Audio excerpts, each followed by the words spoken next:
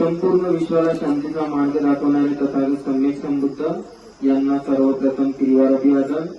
भारतीय राज्यघटनेचे विश्वरत्न परमपूज्य बोधिसत्व डॉक्टर बाबासाहेब आंबेडकर यांना संपूर्ण जीवन समर्पित त्रिवार अभिवादन। या ठिकाणी ग्रंथपठणाला सुरुवात करतो।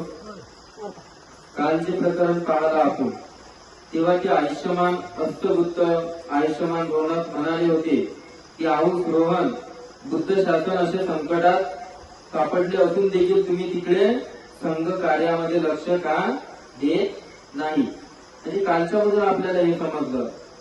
म्हणून या ठिकाणी म्हणते ही माझ्याकडून चूक झालेली आहे। काय म्हणतात ते आयुष्यमान रोहन की म्हणते माझ्याकडून चूक झालेली आहे, आऊस रोहन याबद्दल तुम्ही दंड भोगला पाहिजे। त्यांना काय म्हणतात, जी तुमच्याकडून चूक झालेली आहे याच्याबद्दल तुम्ही दंड भोगला पाहिजे।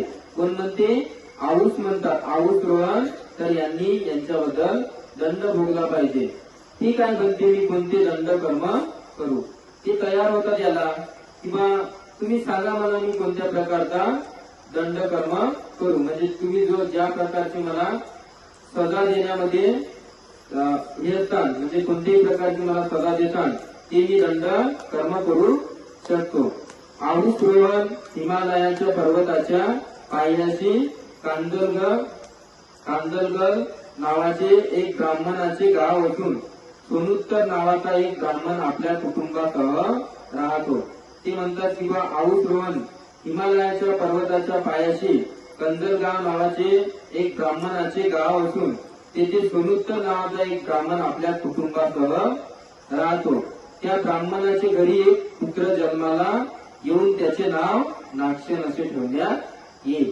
काय म्हणतात ते, किंवा हिमालयाच्या पर्वतावर एक गाव आहे आणि त्या गावाच्या पर्वतावर ते या ठिकाणी राहत होते। म्हणून ते ब्राह्मण या ठिकाणी राहत होते आणि त्या ठिकाणी त्यांना एक पुत्र प्राप्ती झाली। आणि त्या पुत्र प्राप्ती झाली तर त्याचे नाव काय ठेवण्यात यावे, त्याचे नाव काय ठेवण्यात यावे म्हणतात, त्याचे नाव नागसेन ठेवण्यात येईल असे। तेव्हा आपण 7 वर्ष 10 महिने त्यांच्या ब्राह्मणाच्या घरी भिक्षेसाठी जात राहावे।